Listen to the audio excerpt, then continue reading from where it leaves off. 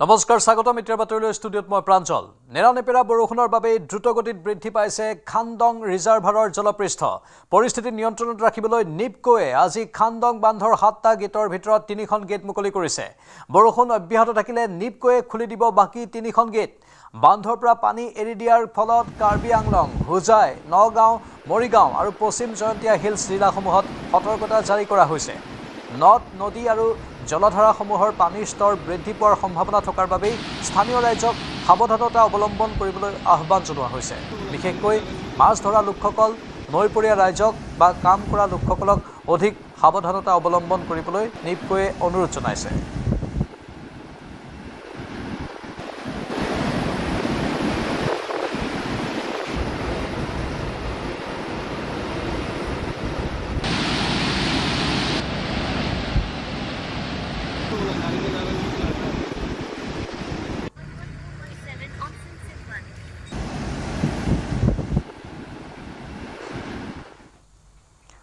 Online গেমৰ ভয়াবহ পৰিণতি শোণিতপুৰৰ মিছামাৰীৰ আইঅচিত ডিব্ৰুগড়ৰ প্ৰশিক্ষণপ্ৰাপ্ত অভিযন্তাৰ আত্মহনন শোণিতপুৰ জিলাৰ মিছামাৰীস্থিত ইণ্ডিয়ান অইল কৰ্পোৰেচন ডিপুত কৰ্মৰত ডিব্ৰুগড়ৰ এজন প্ৰশিক্ষণপ্ৰাপ্ত অভিযন্তাই আজি এক চৰম পন্থা বাছি লোৱা ঘটনাই অঞ্চলটোত তীব্ৰ চাঞ্চল্যৰ সৃষ্টি কৰিছে মৃত যুৱকজনক ডিব্ৰুগড়ৰ বৰবৰুৱাৰ বাসিন্দা ৰূপম ফুকন বুলি চিনাক্ত কৰা হৈছে এপ্ৰিল মাহৰ পৰা ৰূপম ফুকনে মিছামাৰী আইঅচি ডিপুত অভিযন্তাৰ প্ৰশিক্ষণ গ্ৰহণ কৰি আছিল মিছামাৰীত ভাড়াতীয়া হিচাপে আছিল যুৱকজন অনলাইন গেম খেলি সৰ্বশান্ত হোৱাৰ পিছত হতাশাত ভুগিছিল যুৱকজন আৰক্ষীয়ে মৃতদেহ উদ্ধাৰ কৰাৰ লগতে ঘটনাস্থলীত উদ্ধাৰ কৰিছে এখন সুইচাইড নোট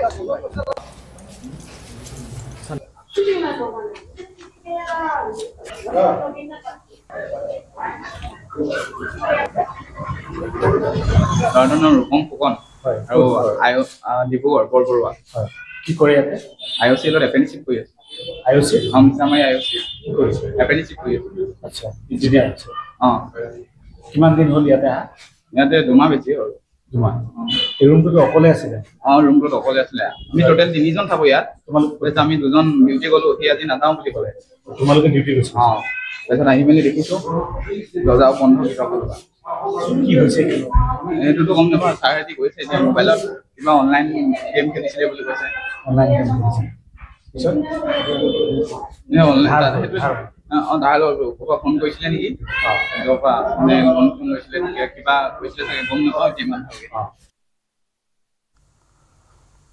নলবাৰীৰ গণপ্ৰহাৰত আহত অপহৰণকাৰীৰ মৃত্যু মৃত অপহৰণকাৰীটো গুৱাহাটীৰ বিবেক গুপ্তা 16 জুনত গণপ্ৰহাৰৰ বলি হৈছিল বিবেক গুপ্তা এটি কন্যা শিশু অপহৰণ কৰিবলৈ আহি গণপ্ৰহাৰৰ বলি হৈছিল বিবেকসহ 2 অপহৰণকাৰীক সৰিয়হতলীত কৰায়ত্ব কৰিছিল ৰাইজে চিকিৎসাধীন অৱস্থাত বিবেক গুপ্তাৰ মৃত্যু হয় আনটো অপহৰণকাৰী জাহিদুল আলীক আৰক্ষীয়ে উদ্ধাৰ কৰি চিকিৎসাৰ ব্যৱস্থা কৰাৰ লগতে বুধবাৰে নিশা জেললৈ প্ৰেৰণ কৰে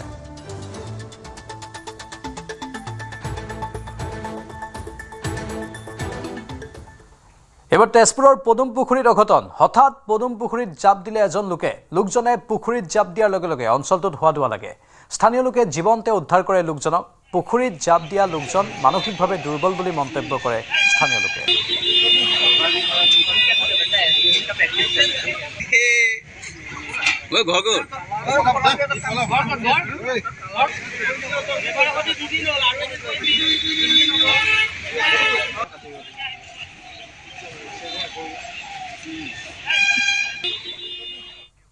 উৎকোচ লৈ আৰক্ষীৰ জালত পঞ্চায়তৰ গ্ৰাম ৰোজগাৰ সেৱক নগাঁৱৰ কাটনি গাঁও পঞ্চায়তৰ জিআৰএছ ববিতা কাকতিক গ্ৰেপ্তাৰ নগাঁও সদৰ আৰক্ষীয়ে গ্ৰেপ্তাৰ কৰিলে দুৰ্নীতিগ্ৰস্ত কৰ্মচাৰীগৰাকীক জব কাৰ্ডৰ নামত প্ৰতিগৰাকী হিতাধিকাৰীৰ পৰা 300 টকাকৈ উৎকোচ লৈছিল ববিতা কাকতিয়ে জব কাৰ্ডৰ নামত ববিতা কাকতিয়ে লৈছিল প্ৰায় 3 লাখ টকা উৎকোচ ৰাইজৰ অভিযোগৰ ভিত্তিত নগাঁও আৰক্ষীয়ে গ্ৰেপ্তাৰ কৰে পঞ্চায়তৰ কৰ্মচাৰীজনক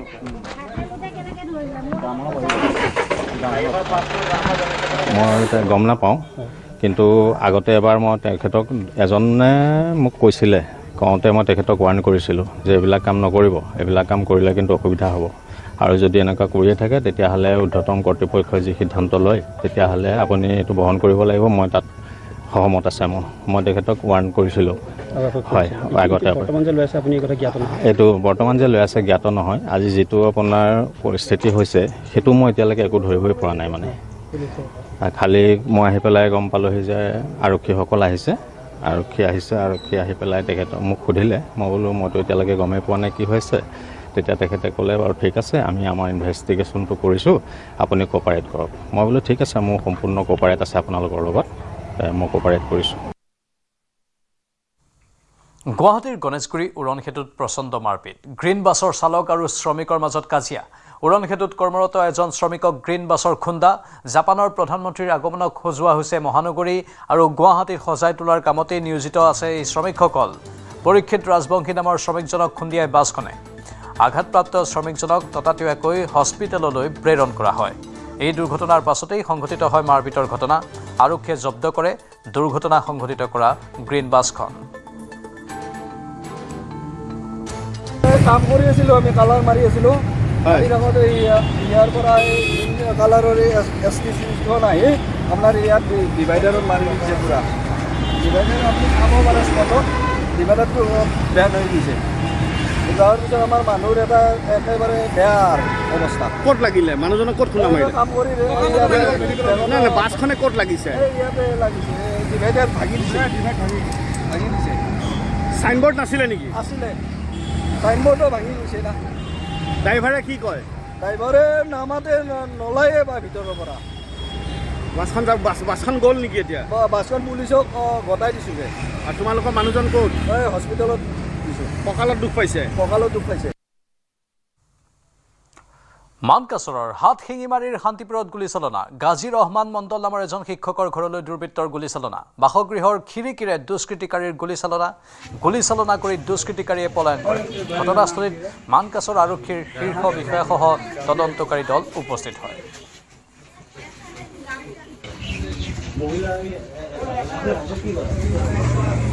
হঠাৎ করে মানে ঠাস করে শব্দ হল, মানে শব্দ হওয়ার সাথে মানে করে একটা ধরে গেছিল, এবারে সাইড করছে, ঠাস করে এবার গ্লাস মানে ভাঙিয়ে একটু বাইরে হয়ে আসলো কি আর কি, খিড়কির গ্লাস আর কি।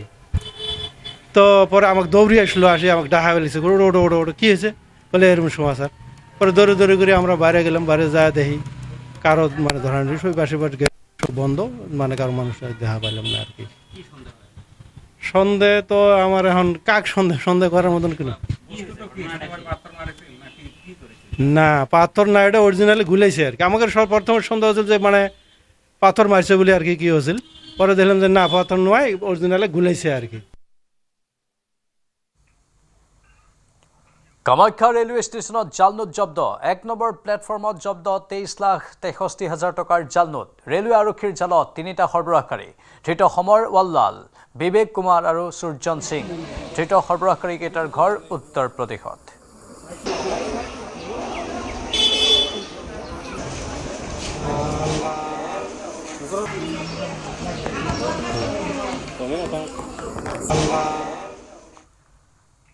অসম বংগ সীমান্তৰ ছাগলীয়াত উত্তপ্ত পৰিস্থিতি। ধুবুৰী জিলাৰ ছাগলীয়াৰ ঐতিহাসিক হৰি মন্দিৰত দুষ্কৃতিকাৰীয়ে দলিয়াইছিল নিষিদ্ধ মাংস। ধৰ্মীয় সংঘাত সৃষ্টিৰ অপচেষ্টা চলাই দুষ্কৃতিকাৰী চক্ৰই দলিয়াইছিল নিষিদ্ধ মাংস। নিষিদ্ধ মাংস দলিয়াই আৰক্ষীৰ জালত পৰিল এটা দুষ্কৃতিকাৰী। ধৃত দুষ্কৃতিকাৰীটো ছাগলীয়া ৰেল লাইনৰ আমিৰ আলী। দুষ্কৃতিকাৰীক আটকৰ পিছতেই ৰাষ্ট্ৰীয় ঘাইপথ অৱৰোধৰ প্ৰতিবাদ সমাপ্ত বুলি ঘোষণা ৰাষ্ট্ৰীয় বজৰং দলৰ। হিন্দু মুছলমানৰ মাজত সংঘাত লগাব বিচৰা দুষ্কৃতিকাৰীক কঠোৰ শাস্তিৰ দাবী আক্ৰাছৰ। আমাদের যে মন্দির, সেই মন্দিরের মধ্যে রাত্রে মাংস এনে রেখে দিয়েছে।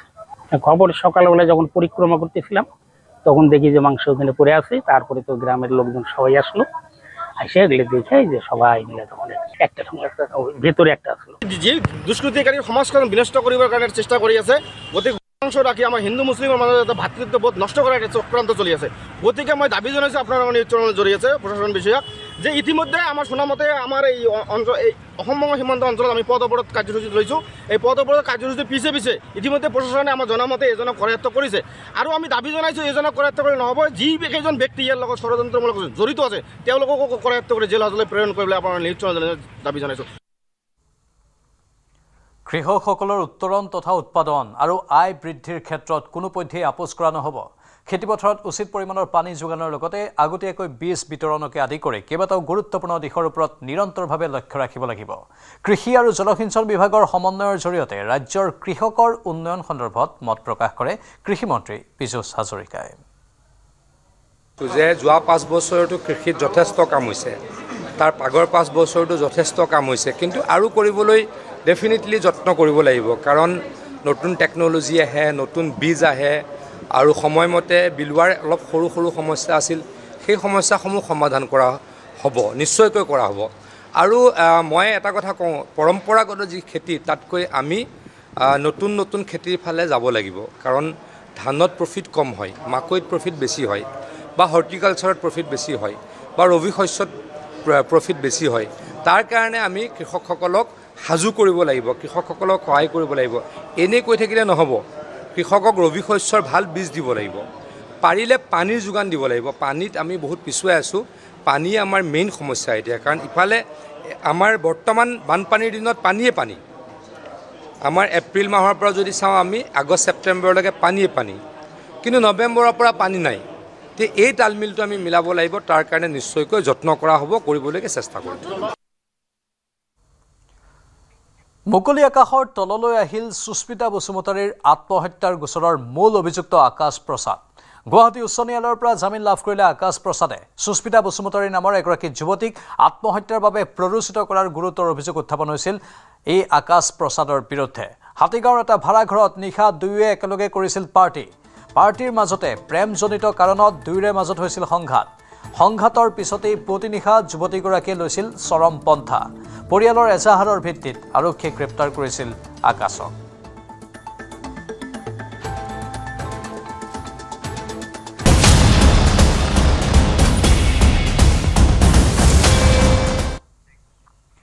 গুৱাহাটীৰ গণেশগুৰি উৰণ সেতু থকা জুবিন গাৰ্গৰ ছবি মচি পেলোৱাক লৈ বিতৰ্ক। প্ৰিয় শিল্পীজনৰ মৃত্যুৰ এদিন পাছতে চিত্ৰশিল্পী মাৰ্চেল বৰুৱাৰ নেতৃত্বত অংকন কৰা হৈছিল কমৰেড নেভাৰ ডাই শীৰ্ষক ছবিখন। গুৱাহাটীক পাৰ্পল চিটি হিচাপে নিৰ্মাণ কৰাৰ বাবে মচি পেলোৱা হ'ল জুবিন গাৰ্গৰ ছবি। ছবিখন অংকন কৰাত সহায় কৰিছিল ছাত্ৰনেতা অংকুমন বৰদলৈয়ে। ছবিখন মচি পেলোৱাত ছাত্ৰনেতা অংকুমন বৰদলৈৰ ক্ষোভ। আৰু জুবিন গাৰ্গৰ মৃত্যুৰ পাছত গুৱাহাটীত অংকন কৰা এইখনেই জুবিন গাৰ্গৰ আছিল প্ৰথম ছবি। প্ৰিয় শিল্পীজনৰ মৃত্যুৰ পাছতেই উৰে নিশা কান্দি কান্দি অংকন কৰা হৈছিল এই ছবিখন।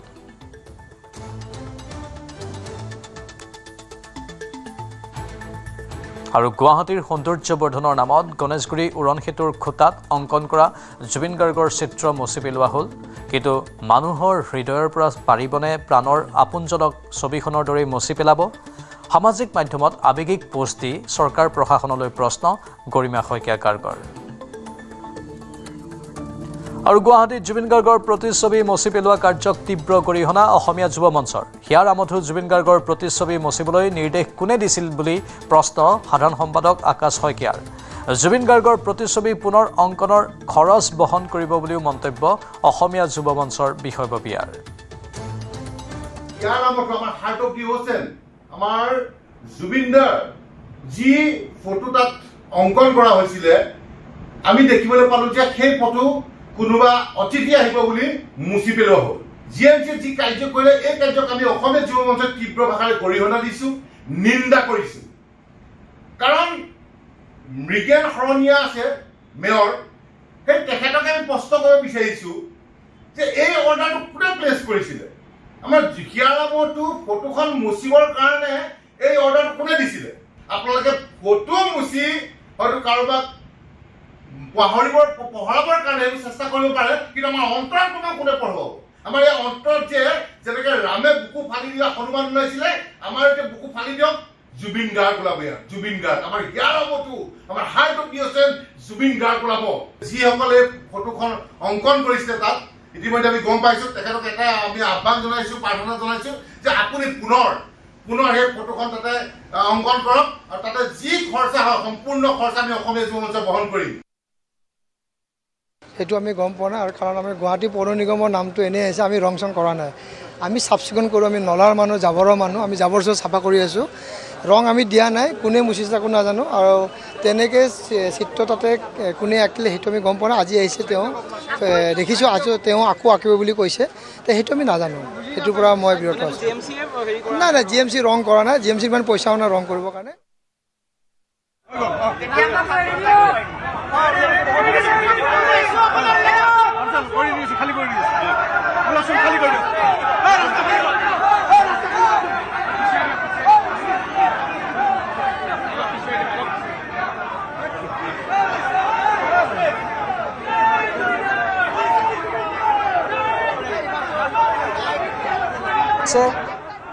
গুৱাহাটীৰ এই স্থানত আকৌ সেই ছবিখন অংকন কৰা হ'ব। বহু লোকৰ ভিৰ, জয় জুবিন দা শ্লোগান আকৌ এবাৰ শুনিবলৈ পোৱা গৈছে। ইতিমধ্যে এই সমগ্ৰ বিষয়টোক লৈ ৰাজ্যজুৰি প্ৰতিক্ৰিয়াৰ সৃষ্টি হ'ল। আমাৰ সাংবাদিকো আছে তাত, যদি সম্ভৱ হয় আমি যোগাযোগ স্থাপন কৰিবলৈ চেষ্টা কৰিম।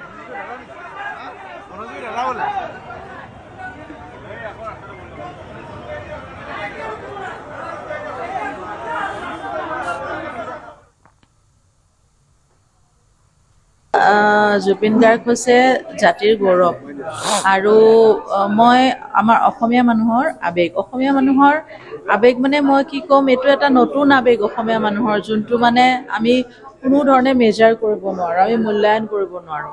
সেই আবেগতে অসমীয়া মানুহে বিভিন্ন মুৰাল আঁকিছে বিভিন্ন জেগাত, ক'ৰবাত ৱালত, ক'ৰবাত ব্ৰিজৰ তলত, ক'ৰবাত স্কুলত, দেৱালত, তেনেকৈ তেওঁলোকে এইটো মৰমত কৰিছে। মই ভাবোঁ এইটো এটা মৰমৰ প্ৰকাশ, মানুহৰ আৱেগৰ প্ৰকাশ, আৰু যাক তাক নাই কৰা। তেওঁলোকে আমাৰ জাতিৰ গৌৰৱ জুবিন গাৰ্গ, যি বিশ্ব মানচিত্ৰত গোটেই অসমখন জিলিকাই থৈছে। এতিয়া গোটেই বিশ্বই জুবিন গাৰ্গৰ ওপৰত চৰ্চা কৰিছে, তেওঁৰ ওপৰত ৰিচাৰ্চ কৰিবলৈ আৰম্ভ কৰিছে। তেনেস্থলত আমাৰ অসমত নিজৰ জেগাতে যদি জুবিন গাৰ্গৰ প্ৰতিচ্ছবিসমূহ মুচি পেলোৱা হয়, তাতকৈ দুখৰ কথা একো হ'ব নোৱাৰে। চ' বহুত দুখ পাইছোঁ এইটো দেখি। মই ভাবোঁ তেওঁৰ ফটোখিনিয়ে এনেকুৱা ধৰণৰ কিবা অসুবিধা কৰিছে বুলি মই নাভাবোঁ, আৰু এইখিনি গোটেই ফেনখিনি, অনুৰাগীখিনিয়ে নিজৰ আৱেগেৰে অংকন কৰা চিত্ৰ, সেইটো কোনেও কাকো স্পন্সৰ কৰি জোৰ কৰি অঁকা বস্তু নহয়, সেইটো স্বতঃস্ফূৰ্তভাৱে চবেই কৰিছে। গতিকে তাত যথেষ্ট আৱেগ আৰু সন্মান, মৰম জড়িত হৈ আছে। এই কথাখিনি যাতে যত্ন লয় প্ৰশাসনে, সেইটোৱে মই বিচাৰিম আৰু সিমানে।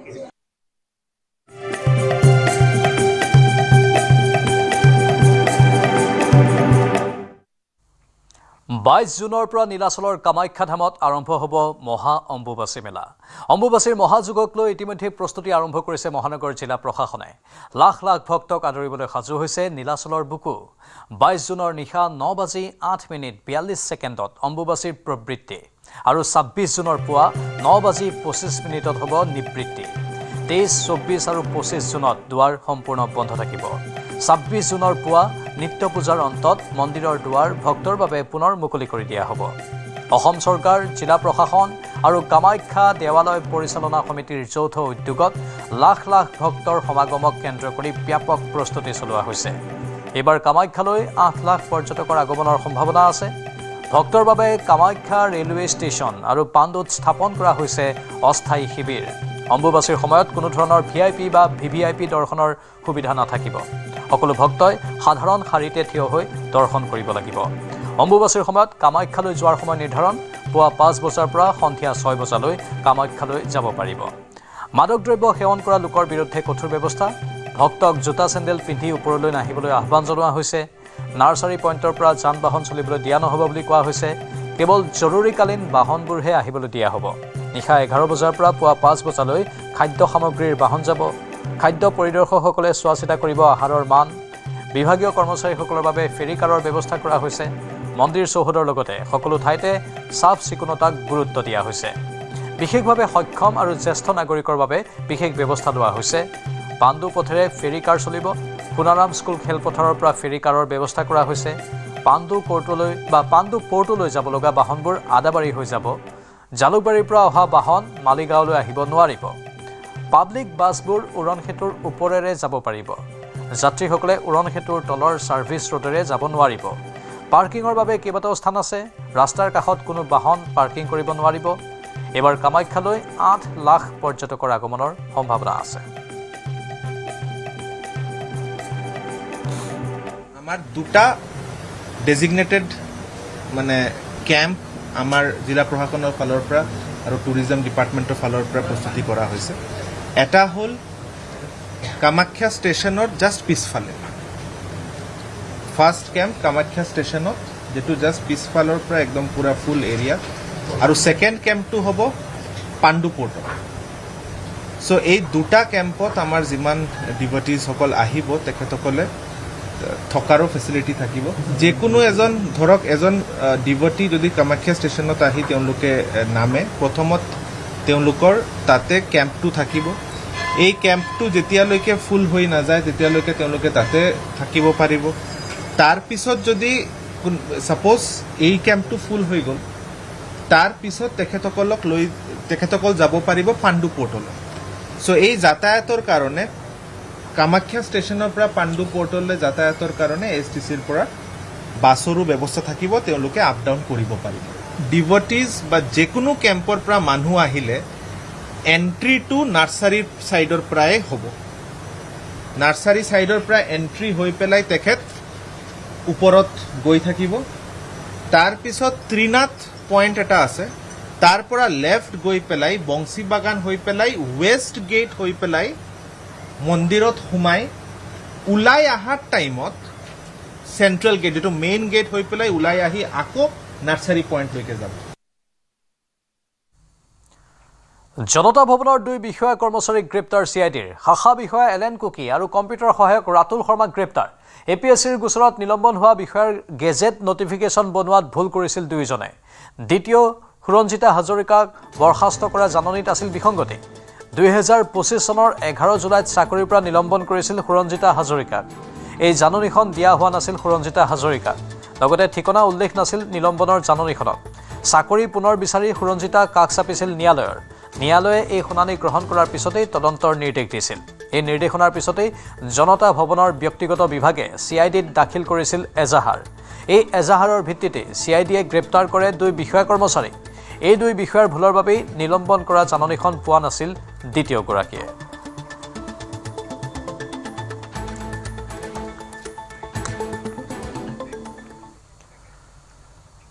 চিকিৎসকৰ নামত কলংক সনা লম্পট ডক্টৰ JP দাসক জেললৈ প্ৰেৰণ। কিশোৰী ছাত্ৰীক আবদ্ধ কৰি যৌনতাৰ বেহা চলোৱাৰ গুৰুতৰ অভিযোগত অভিযুক্ত বিতৰ্কিত চিকিৎসক JP দাসক কেন্দ্ৰীয় কাৰাগাৰলৈ প্ৰেৰণ।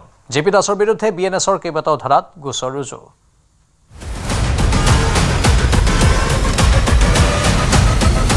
বিতৰ্কিত চিকিৎসক ডক্টৰ JP দাসক জেললৈ প্ৰেৰণ। কিশোৰী ছাত্ৰীক লৈ লম্পট JP দাসে চলাইছিল যৌনতাৰ বেহা। JP দাসৰ বিৰুদ্ধে BNSৰ কেইবাটাও ধাৰাত গোচৰ ৰুজু। চিকিৎসকৰ নামত কলংক সনা ডক্টৰ JP দাসক অৱশেষত জেললৈ প্ৰেৰণ কৰে আদালতে।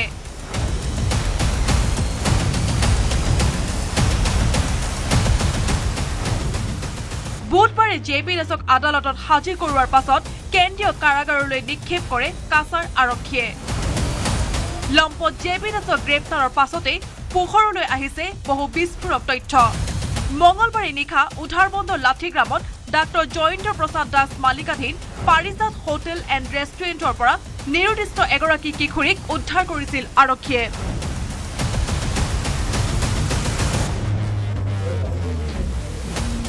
তিনি মাহ পূৰ্বে দুষ্পাতিল দুৰ্গানগৰৰ পৰা নিখোজ হৈছিল 8ম শ্ৰেণীৰ ছাত্ৰীগৰাকী। নিৰুদ্দিষ্ট কিশোৰীগৰাকীক ডাক্তৰ JP দাসে লুকুৱাই থোৱাৰ অভিযোগ উত্থাপিত হৈছিল। পৰৱৰ্তী সময়ত উত্তেজিত ৰাইজে পাৰিজাত হোটেল এণ্ড ৰেষ্টুৰেণ্ট ভাঙি লণ্ডভণ্ড কৰি আৰক্ষীক খবৰ দিছিল। ঘটনাস্থলীত উধাৰবন্দ আৰক্ষী উপস্থিত হৈ নিৰুদ্দিষ্ট কিশোৰীগৰাকীক উদ্ধাৰ কৰে। কিশোৰীগৰাকীৰ স্বীকাৰোক্তিৰ ভিত্তিত পাৰিজাত হোটেল এণ্ড ৰেষ্টুৰেণ্টৰ পৰা আন 2গৰাকী যুৱতীকো উদ্ধাৰ কৰে আৰক্ষীয়ে। যেটো মাইনৰ ছোৱালী আৰু 2টা ছোৱালী আছে, এইটো কিহৰ কাৰণে ইয়াত অনা গৈছে। দীৰ্ঘদিন ধৰি কিশোৰী ছাত্ৰীগৰাকীক লৈ লম্পট চিকিৎসকজনে পাৰিজাত হোটেল এণ্ড ৰেষ্টুৰেণ্টত যৌনতাৰ বেহা চলোৱাৰ অভিযোগ উত্থাপিত হৈ আহিছিল। যেটো কিবা বেলেগ ৰেকেট আছে না চিণ্ডিকেট চলি আছে, এইটো আমি তদন্ত কৰি আছোঁ। কেৱল ইমানেই নহয়, JP দাসৰ বিৰুদ্ধে পূৰ্বেও আছে বহু গোচৰ। ভুৱা চিকিৎসা প্ৰমাণ পত্ৰ বিতৰণতো জড়িত আছিল লম্পট চিকিৎসক জয়েন্দ্ৰ প্ৰসাদ দাস। পূৰ্বৰ গোচৰসমূহৰ বিৰুদ্ধেও তদন্ত কৰা হ'ব বুলি সংবাদ মাধ্যমৰ আগত ক'লে কাছাৰৰ অতিৰিক্ত SP ৰজত কুমাৰ পালে। আগতে এইটো আগৰ এটা কেছত দি জেলত পঠোৱা হৈছে। এইটো আগৰ এটা কেছ যিটো ফেক ডক্টৰ কেছত ধৰা পৰিছে। বুধবাৰে নিৰুদ্দিষ্ট কিশোৰীগৰাকী পৰিয়ালে পাৰিজাত হোটেল এণ্ড ৰেষ্টুৰেণ্টৰ মালিক তথা বিতৰ্কিত চিকিৎসক ডাক্তৰ JB দাসৰ বিৰুদ্ধে থানাত এজাহাৰ দাখিল কৰে। ডাক্তৰ JB দাসৰ বিৰুদ্ধে ভাৰতীয় ন্যায় সংহিতাৰ ধাৰা 96 আৰু 127, পস্কো আইনৰ ধাৰা 4 আৰু 17 লগতে ইমৰেল ট্ৰেফিকিং আইনৰ ধাৰা 3, 4, 5, 6, 7ৰ অধীনত গোচৰ ৰুজু কৰা হৈছে। শিলচৰৰ পৰা Anirudh Laskar report, news 18 Assam north east.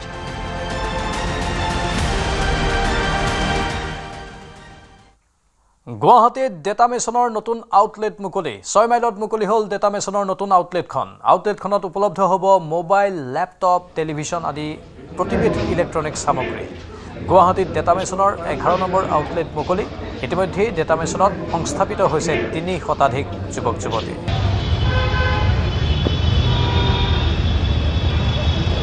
87 মানৰ পৰা 40 বছৰ হৈছে আমাৰ এখন ইলেক্ট্ৰনিক্সত আৰু কম্পিউটাৰ। এইখন ষ্ট'ৰ আমাৰ গুৱাহাটীত 11খন হ'ল মানে।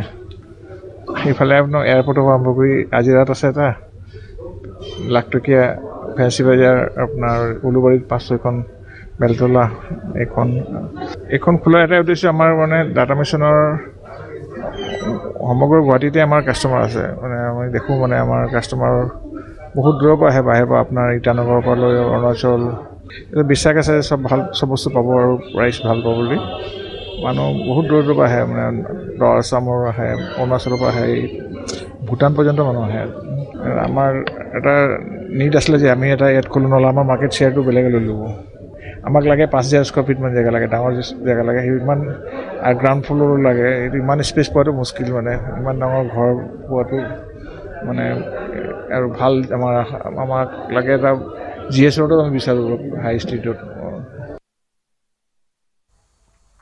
মহানগৰীৰ উৰণ সেতুত অঘটন, গ্ৰীণ বাছে মহতিয়ালে কৰ্মৰত শ্ৰমিকক। ঘটনাক কেন্দ্ৰ কৰি উত্তপ্ত পৰিস্থিতি, কিছু সময়ৰ বাবে বন্ধ হ'ল যাতায়াত ব্যৱস্থা।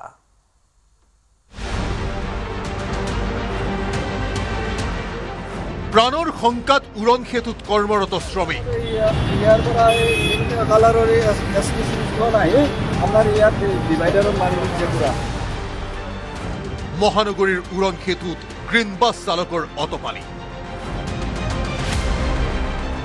নিয়ম নমনা গ্ৰীণ বাছ চালকে নামানে গুৰু গোসাঁই। কৰ্মৰত শ্ৰমিকক নিলে মহতিয়াই।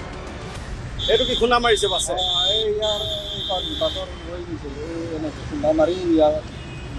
ইয়াতে মাছে ইয়াৰ পৰা চেঁচা ৰখা তাত মানুহজন বাৰী ভাল লগা এইটো বাছৰ পাৰ্ট থাকি গৈছে, বাছৰ এইটো ভাঙি গৈছে, এইটো ইয়াতে মাছে খুন্দা, ইয়াৰ পৰা মানে চেঁচা মাৰি লৈ গৈছে। ক'ত লাগিছে? সমৰত লাগিছে। বাছটো হৰ্ণ চৰ্ণ বজোৱা নাছিলে নেকি? বাছটো এনে আমাৰ এইটো লগা আছে, 4 বছৰ ইয়াতে লগা আছে।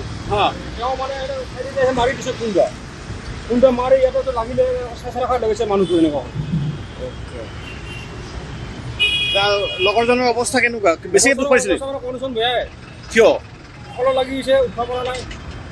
এটা 60জনে গাড়ী ধৰি লৈ গ'ল।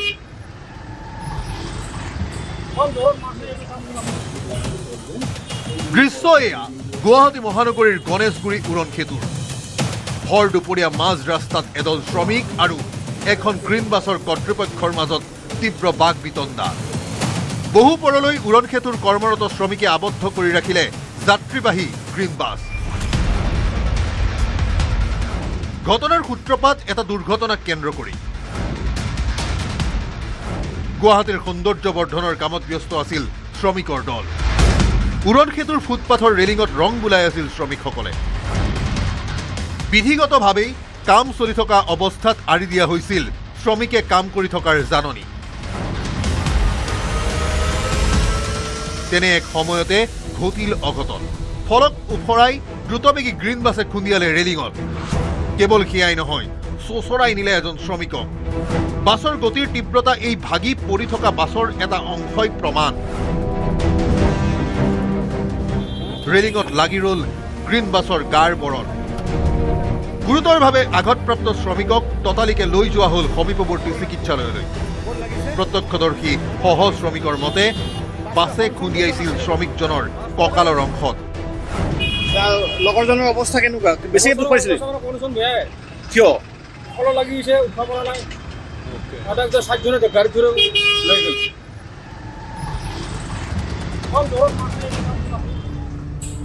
লগে লগে শ্ৰমিকসকলে জব্দ কৰিলে দুৰ্ঘটনা সংঘটিতকাৰী গ্ৰীণ বাছ।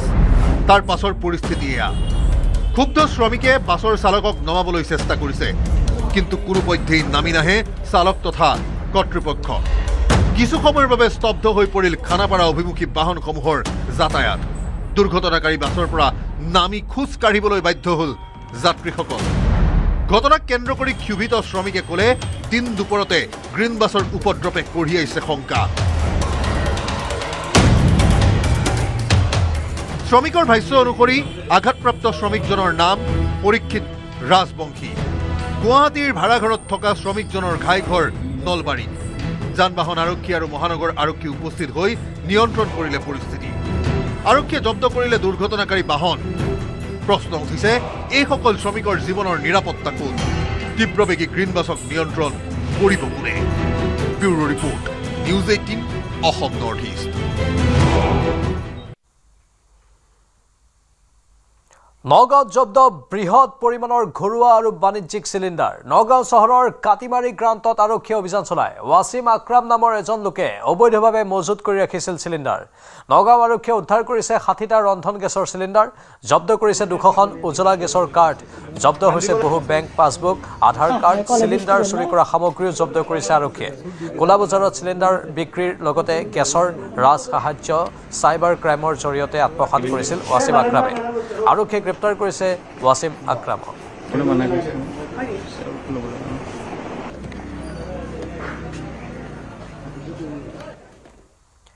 চৰাইদেউ জিলাৰ মাহমৰা বিধানসভা সমষ্টিৰ অন্তৰ্গত কাকতিবাৰীৰ মানসজ্যোতি চেলেং নামৰ এজন যুৱকক বিগত 5 বছৰে মানসিক ভাৰসাম্য হেৰুৱাই পেলাই এক অকল্পনীয় জীৱন যাপন কৰিবলৈ বাধ্য হোৱাৰ খবৰ আহিছে। দৰিদ্ৰ পৰিয়ালটিয়ে গাঁঠিৰ ধন ভাঙি বিভিন্ন চিকিৎসালয় তথা ৰিহেব কেন্দ্ৰত চিকিৎসা কৰি কিছু আৰোগ্য লাভ কৰিছিল, কিন্তু শেহতীয়াকৈ যুৱকজন অতি হিংসাত্মক হৈ পৰাত সমগ্ৰ অঞ্চলটোত সন্ত্ৰাস সৃষ্টি হোৱাৰ লগে লগে নিজৰ ঘৰৰ ভঁৰালৰ তলত স্থানীয় লোকৰ সহযোগত পৰিয়ালে এই যুৱকজনক 24 ঘণ্টাই শিকলিৰে হাত ভৰি বান্ধি ৰাখিবলৈ বাধ্য হয়। শেহতীয়াকৈ সদৌ অসম জাতীয়তাবাদী যুৱ পৰিষদৰ তৰফৰ পৰা বিশেষ পদক্ষেপ গ্ৰহণ কৰা জিলা স্বাস্থ্য বিভাগৰ মানসিক চিকিৎসাৰ এটা দল তাত চিকিৎসা প্ৰদান কৰিবলৈ উপস্থিত হয়। আনহাতে সদৌ অসম জাতীয়তাবাদী যুৱ পৰিষদৰ নেতা সন্দীপ প্ৰসাদ নেওগে সামাজিক মাধ্যমত জনোৱা আহ্বানৰ প্ৰতি সঁহাৰি জনাই সচিব পৰ্যায়ৰ এজন বিষয়াই AMCH ডিব্ৰুগড়ত যুৱকজনৰ সমগ্ৰ চিকিৎসাৰ দায়িত্ব গ্ৰহণ কৰিছে। প্ৰায় 5 বছৰমান ধৰি আমাৰ মানসজ্যোতি চেলেং নামৰ এই কাকতিবাৰীৰ নিবাসী এই ল'ৰাজনৰ প্ৰায় মানসিকভাৱে বিকাৰগ্ৰস্ত হৈছে আৰু তাৰ ফলত কিছু তেওঁলোকৰ মাক দেউতাকে ৰিহেব চেণ্টাৰতো ৰাখি পেলাই চালে, কিন্তু তেতিয়া কি হ'ল, সি ক্লাছ 9লৈকে খুব ভাল মেৰিটিয়াছ ল'ৰা আছিলে, কিন্তু আজিৰ দিনত সি কিন্তু একেবাৰে মানে বুজি নোপোৱা হ'ল, মানসিকভাৱে সি ভাগিও পৰিলে আৰু কিছু ক্ষেত্ৰত আমি শুনিবলৈ পাইছোঁ মাদক দ্ৰব্যৰো সেৱন কৰিছিলে, ভাঙৰ এনেকে। সেইকাৰণে আমি এতিয়া উঠি অহা প্ৰজন্মকো আমি জনাওঁ যে এই ধৰণৰ বস্তু যদি খায়, নিচাযুক্ত বস্তু যদি খায়, এই ধ্বংসৰ মুখলৈ যোৱাটো নিশ্চিত হৈ পৰিছে।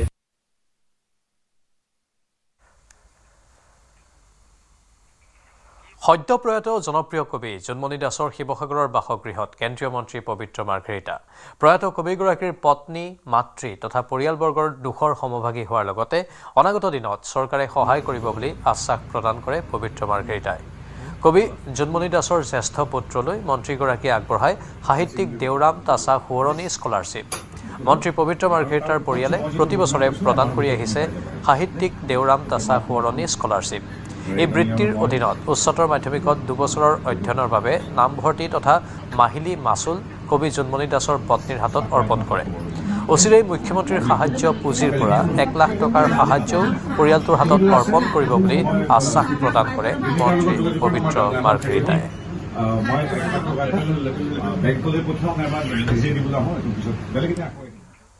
নগাঁৱৰ বৰঘাট বাইপাছত বৃহৎ পৰিমাণৰ ড্ৰাগছ উদ্ধাৰ প্ৰায় 1.5 কোটি টকা মূল্যৰ হেৰইন জব্দ শিলচৰৰ পৰা নগাঁৱৰ জুৰিয়ালৈ ড্ৰাগছ কঢ়িয়াই অনা বাহন জব্দ নগাঁৱৰ SSP পাৰ্থপ্ৰতিম দাসৰ নেতৃত্বত চলিছিল অভিযান এখন ক্ৰেতা বাহনত কঢ়িয়াই আনিছিল হেৰইনখিনি আৰক্ষীয়ে গ্ৰেপ্তাৰ কৰিছে ইলিয়াছ হুছেইন ইনামুল হুছেইন আৰু নজৰুল ইছলাম নামৰ 3টা ড্ৰাগছ মাফিয়া ধৃত ইলিয়াছৰ ঘৰ মৰিগাঁৱৰ মৈৰাবাৰীত ইনামুল আৰু নজৰুলৰ ঘৰ নগাঁৱৰ জুৰিয়াত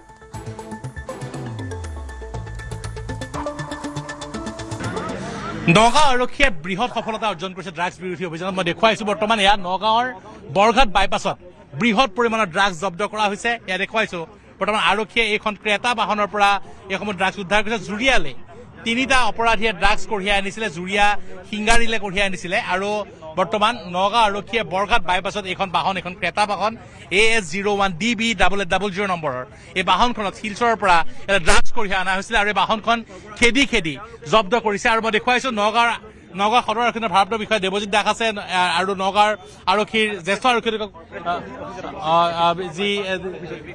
নগাঁৱৰ জ্যেষ্ঠ আৰক্ষীকো আছে কিন্তু মই পুনৰ এটা কথা কৈছো যে নগাঁৱৰ জ্যেষ্ঠ আৰক্ষীগৰাকীৰ এক বৃহৎ সফলতা মই ছাৰ আপুনি সংবাদমেল দিব কিন্তু তথাপি আমাৰ যিহেতু পোনপটীয়া সম্প্ৰচাৰ চলি আছে ছাৰ নগাঁও আৰক্ষী নিঃসন্দেহে এক বৃহৎ সফলতা ছাৰ আপুনি নিজে আজি অভিযানৰ নেতৃত্ব লৈছিলে আৰু বৃহৎ সফলতা আমাৰ এটা ইনপুট আছিলে যে এখন গাড়ী বাৰকবেলি চাইডৰ পৰা আহি আছিলে তাতে নাৰ্কটিক্স থকা আমাৰ সন্দেহ আছিলে তো আমি NDPS প্ৰচিডিউৰ মতে চাৰ্চ কৰোঁতে ইয়াতে 68টা চপ বক্স পাইছোঁ প্ৰচিডিউৰটো চলি আছে এতিয়াও কমপ্লিট হোৱা নাই কিমান পৰিমাণ আছে কিন্তু 68 এইটো শিলচৰৰ পৰা আহিছিলে আৰু 3জন মানুহ আমি আটক কৰিছোঁ ইনামুল হক ইলিয়াছ আহমেদ আৰু নজৰুল ইছলাম তাৰ ভিতৰত 2জন আমাৰ নগাঁও ডিষ্ট্ৰিক্টৰে হয় জুৰিয়া আৰু ঢিং থানা আৰু এজন মৰিয়াবাৰী ইলিয়াছ আহমেদ ইনামুল আৰু নজৰুল নগাঁৱৰ হয় এই গোটেই ৱেটখিনি কৰাৰ পিছত আপোনালোকক ডিটেইল এইটো আমাৰ নগাঁও ডিষ্ট্ৰিক্টতে আহিছে এইটো আধা কেজি হ'লে আপোনাৰ 1 কোটিৰ ওপৰত হ'ব এইটো প্ৰায় 1 কোটি টকাৰ ওপৰত মূল্য ড্ৰাগছ উদ্ধাৰ কৰিছে নগাঁৱৰ জ্যেষ্ঠ আৰক্ষী অধীক্ষক পাৰ্থপ্ৰতিম দাসে নিজে অভিযানৰ নেতৃত্ব দিছিলে বৈদিক ৰীতি নীতি তথা মাংগলিক কাৰ্যৰে কাৰ্যালয়ত প্ৰৱেশ কৰিলে বিত্ত পৰিৱেশ আৰু বন তথা খনি আৰু খনিজ সম্পদ বিভাগৰ কেবিনেট মন্ত্ৰী জয়ন্ত মল্ল বৰুৱাই পূজা পাতল কৰি জনতা ভৱনৰ আই ব্লকত কাৰ্যালয়ত বহিল বিত্তমন্ত্ৰীগৰাকী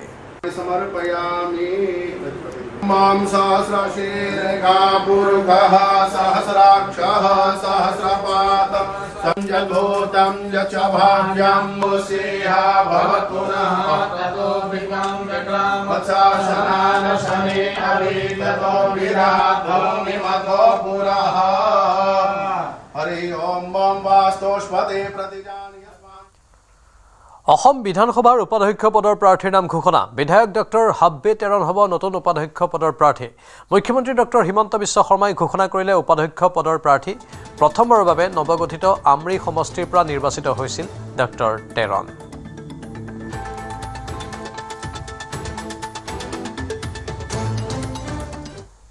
এবাৰ বৰঝাৰ বিমানবন্দৰত আটক বাংলাদেশী যুৱতী প্ৰেমিকক লগ ধৰিবলৈ আহি আটক হ'ল যুৱতীগৰাকী এয়াৰ ইণ্ডিয়াৰ বিমানেৰে আহিছিল যুৱতীগৰাকী বেংগালুৰুৰ পৰা গুৱাহাটীলৈ আহিছিল এই বাংলাদেশী যুৱতীগৰাকী CISFৰ তালাচীত ধৰা পৰে এই বাংলাদেশী যুৱতীগৰাকী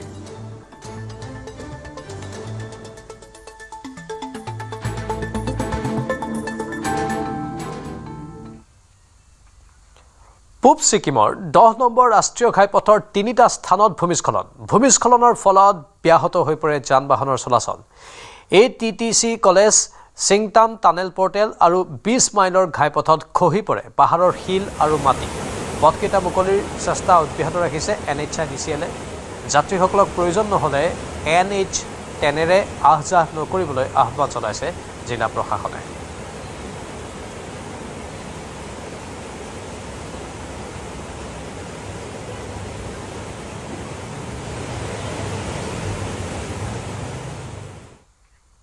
বিশ্ব ঐতিহ্য ক্ষেত্ৰ মানস ৰাষ্ট্ৰীয় উদ্যানত দৃষ্টিনন্দন দৃশ্য দুটা উদে বেকি নদীত মাছ ভক্ষণ কৰি থকাৰ নান্দনিক দৃশ্য আবদ্ধ হৈছে পৰ্যটকৰ কেমেৰাত ৰাষ্ট্ৰীয় উদ্যানখনৰ মথনগুৰি ৰেঞ্জৰ মাজেৰে বৈ অহা বেকি নদীত দেখিবলৈ পোৱা গৈছে উদ দুটা উল্লেখযোগ্য যে মানস ৰাষ্ট্ৰীয় উদ্যানৰ মাজেৰে বৈ যোৱা বেকী নদীত দেখিবলৈ পোৱা যায় উদৰ বিচৰণ। নদীত এনেদৰে মাছ খাই থকা দৃশ্য প্ৰত্যক্ষ কৰি আপ্লুত হৈ পৰে পৰ্যটক।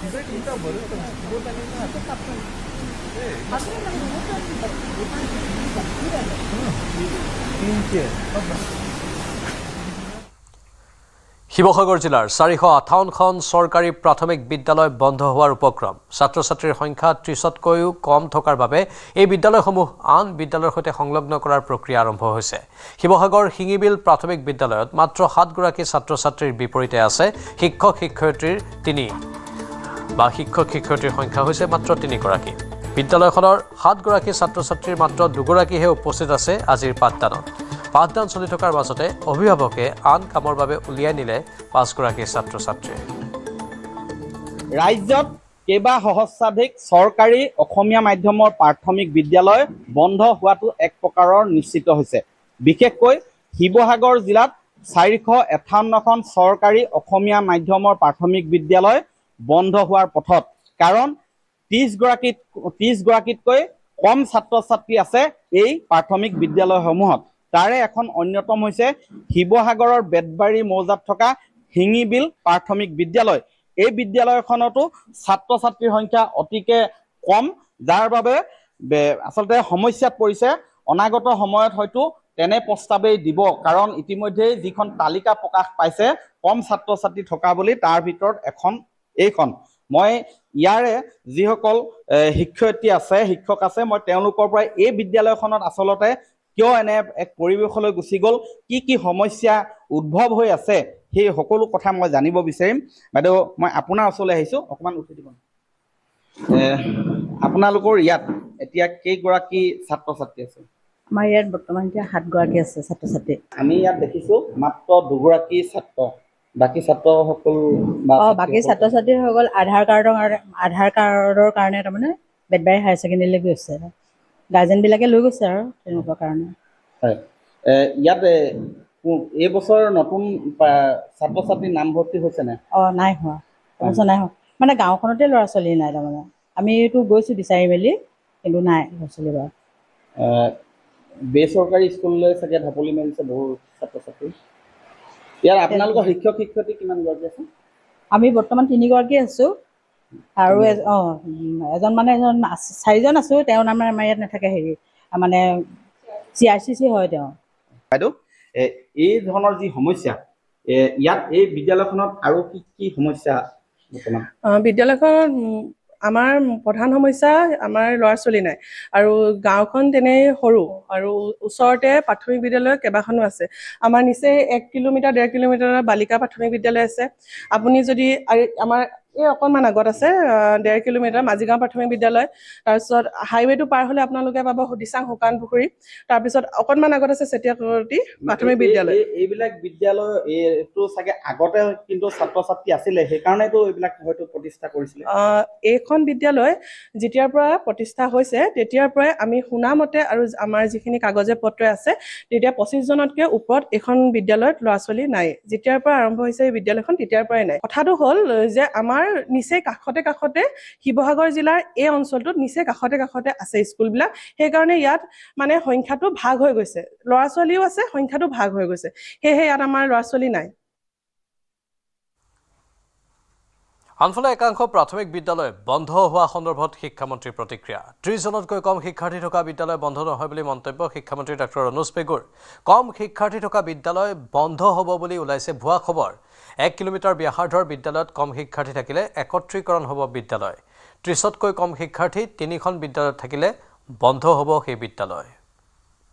যিটো এটা ৰিমাৰ ওলাই আছে যে 30জনতকৈ কম ছাত্ৰ ছাত্ৰী থকা বিদ্যালয়সমূহ বন্ধ হ'ব, এইটো সম্পূৰ্ণৰূপে ভুৱা, ভিত্তিহীন, মিছা কথা।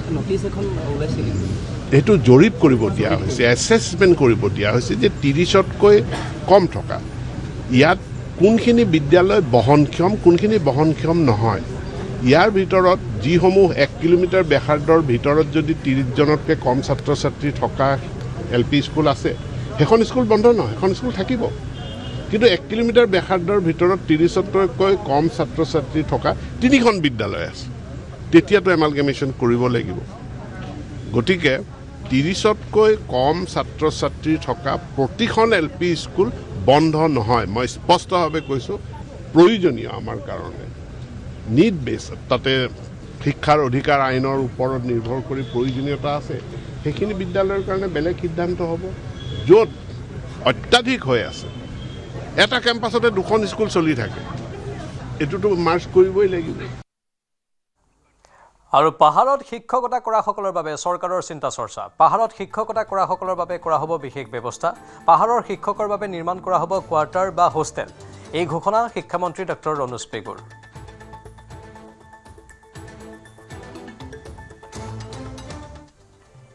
আছে আৰু পাহাৰীয়া অঞ্চল আছে য'ত মূলতঃ কাৰ্বি মানুহ বসবাস কৰে। আৰু ইয়াত যিসমূহ বিদ্যালয় আছে, বিদ্যালয়সমূহৰ শিক্ষকসকলৰো সমস্যা আছে, ছাত্ৰ ছাত্ৰীসকলৰো সমস্যা আছে। মই মাজত এগৰাকী শিক্ষকক সুধিছিলোঁ যে আপুনি নিয়মিতভাৱে কিয় নাহে? তেতিয়া তেওঁ কৈছে বহুত দূৰ হয়, মাজত হাতী ওলায়। মই ক'লোঁ ইয়াতে গাঁৱতে থাকি নলয়। তেওঁ কৈছিল যে ইয়াততো থাকিবলৈ ভাড়া ঘৰে নাপায়। গতিকে আজি মই পৰিষদখনকে দায়িত্ব দিছোঁ যে আমি এই পাহাৰীয়া অঞ্চলত শিক্ষক শিক্ষয়িত্ৰী থাকিব পৰাকৈ আমি কোৱাৰ্টাৰ তেওঁলোকৰ মানে আৱাস আমি বনাব পাৰোঁ নেকি, সেইটোও চাব। আমিও সহায় কৰিম। অসম চৰকাৰ আৰু পৰিষদ দুয়োখনে মিলি পৰৱৰ্তী সময়ত আমি এইবিলাক পদক্ষেপ গ্ৰহণ কৰিম।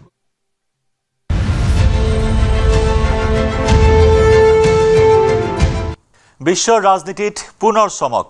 G7 সন্মিলনৰ মাজতে ভাৰত আমেৰিকাৰ দ্বিপাক্ষিক বৈঠক। ফ্ৰান্সতে প্ৰধানমন্ত্ৰী মোদী আৰু আমেৰিকাৰ ৰাষ্ট্ৰপতি ট্ৰাম্প মিলিত হ'ল এই দ্বিপাক্ষিক বৈঠকত।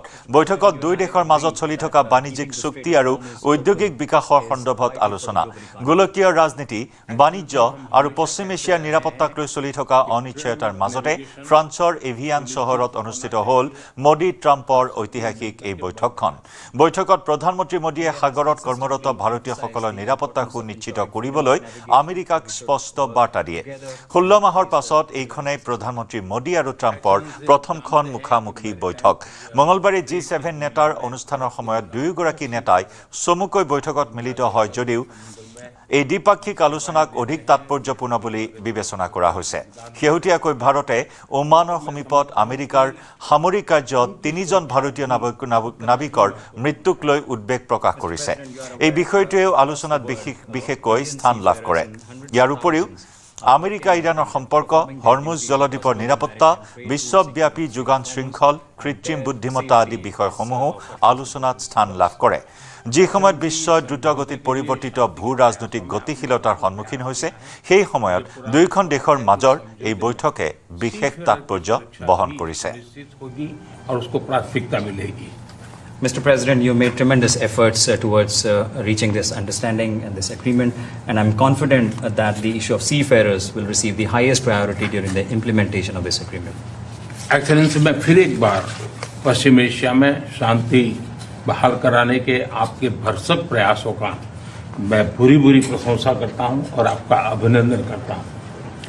Mr. President, once again, I deeply appreciate and I deeply commend your efforts in ensuring the restoration of peace and making efforts towards restoration of peace and stability in West Asia. Thank you very much. Thank you. Thank you, friends. Thank you. আৰু 16 মাহৰ অন্তত ফ্ৰান্সৰ ইভিয়ান চহৰত মোদী ট্ৰাম্পৰ এই দ্বিপাক্ষিক বৈঠকৰ অন্তত মোদীৰ প্ৰশংসাত পঞ্চমুখ হ'ল ট্ৰাম্প। প্ৰধানমন্ত্ৰী মোদীক পুৰণি আৰু প্ৰিয় বন্ধু বুলি পুনৰ অভিহিত কৰিলে ট্ৰাম্পে।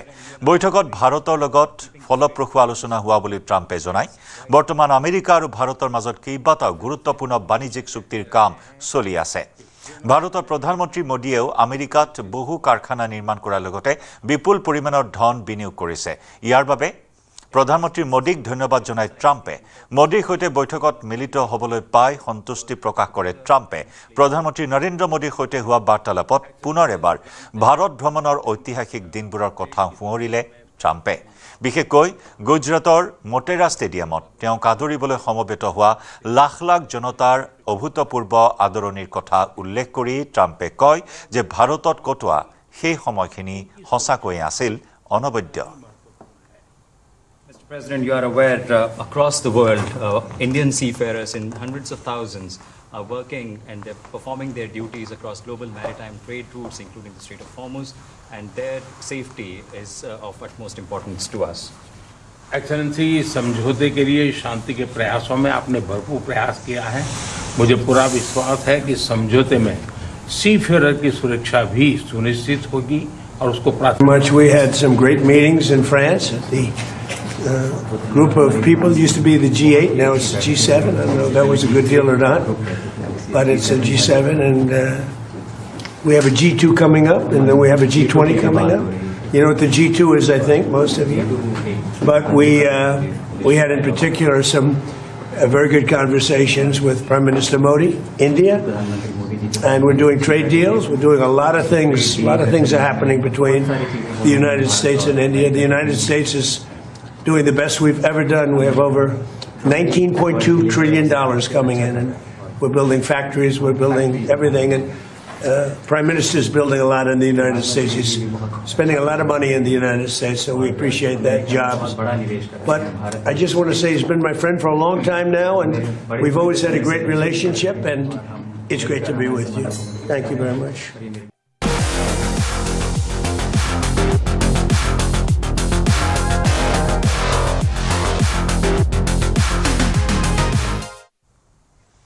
ফিফা বিশ্বকাপত ড্ৰৰে বিশ্বকাপৰ অভিযান আৰম্ভ ৰোনাল্ডোৰ পৰ্তুগালৰ কংগোৰ বিৰুদ্ধে পইণ্ট ভগাই ল'লে পৰ্তুগালে 1-1 গোলত অমীমাংসিত হৈ ৰ'ল পৰ্তুগাল কংগোৰ খেলখন বিশ্বকাপৰ ইতিহাসত কংগোৱে দিলে প্ৰথমটো গোল আন এখন মেচত ক্ৰোয়েছিয়াক 4-2 ব্যৱধানত পৰাস্ত কৰে ইংলেণ্ডে শক্তিশালী ঘানাই 1-0 গোলত পৰাস্ত কৰে পানামাক উজবেকিস্তানক 3-1 গোলৰ ব্যৱধানত পৰাস্ত কৰে কলম্বিয়াই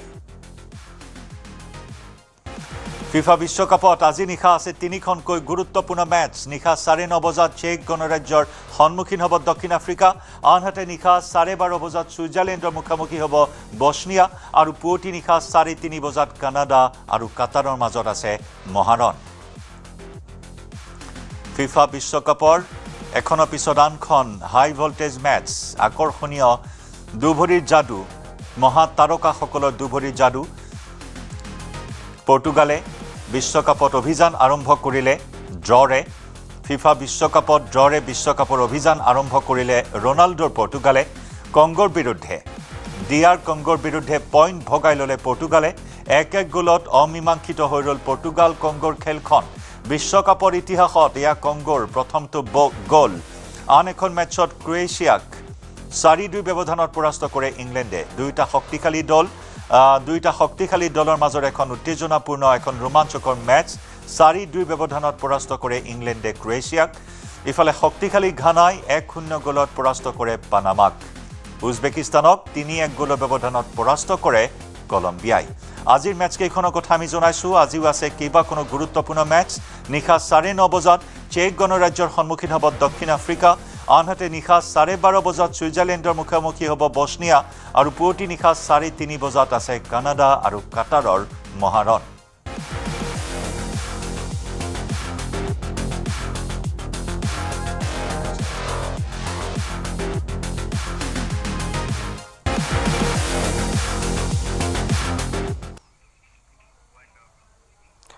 সময় হৈছে এতিয়াৰ বাতৰি পৰা বিদায় লোৱাৰ নমস্কাৰ